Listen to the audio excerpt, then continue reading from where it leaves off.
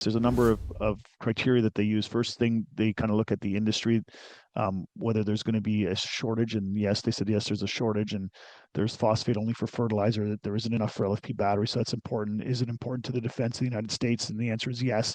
Then they start drilling down into the company. Does the plan make sense? Can they create an integrated supply chain? And, is it economically viable? Is it feasible? All right, welcome back inside our proactive newsroom. And joining me now is John Passalacqua. He's the CEO of First Phosphate Corp. And John, good to have you back again. How are you? Yeah, great, Steve. Thank you for having me. Yeah, so the company's out with news today, talking about submitting a white paper to the U.S. Department of Defense, and maybe you can kind of explain this to us because the DoD has a bit of a process that you have to go through. Yeah, so the DoD has started something called this Defense Industrial Base Consortium, which is companies around securing supply chains around critical minerals that are important to the defense of the United States, and it also admits companies from the Five Eyes, Canada being one of the countries. And so we are part of the Defense Industrial Base Consortium, that you can submit basically your project, your white paper into the consortium, and then this consortium evaluates it, and you either pass or fail. So we met their criteria, and so we advanced to the next level where now we're on the radar in the databases of the Department of Defense of the United States. Should they have funding at any point for a massive LFP project, then we would be one of the first companies that they would turn to. So in a sense, it's a very important endorsement that we meet, the requirements from the United States Department of Defense for what is, the defense of the United States. And number two is that we advance to the next level for potential Yeah. funding.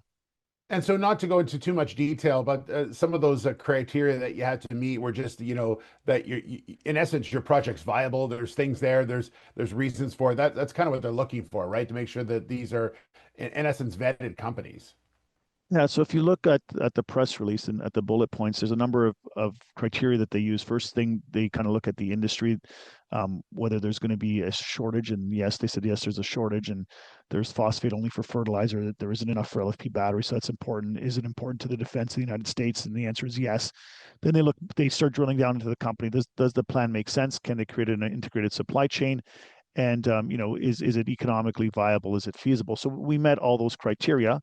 And that's quite another little powerful endorsement. We had obviously the ambassador from Belgium the other day visit the deposit, speak very kindly of the deposit. So we now have the United States and the European Union both looking at the first phosphate deposit in Saguenay-Lac-Saint-Jean, Quebec, as a real strategic asset for the Western world in terms of phosphate for LFP battery, high purity igneous phosphate delivery for the uses of in the Western world, not only food but also defense and LFP battery. And they set a time limit on this as well. I think it's 36 months that you have this designation, which is obviously great because we're talking about years, and usually when you're having projects like they would be doing, it doesn't happen like month to month. It's usually year to year. That's right. That's just the criteria that they have. Yeah. John, congratulations. Great stuff. And look forward to talking again real soon. Okay. Yeah. Thanks, Steve. Great to see you again. All right. John Passalacqua, the CEO of First Phosphate Corp.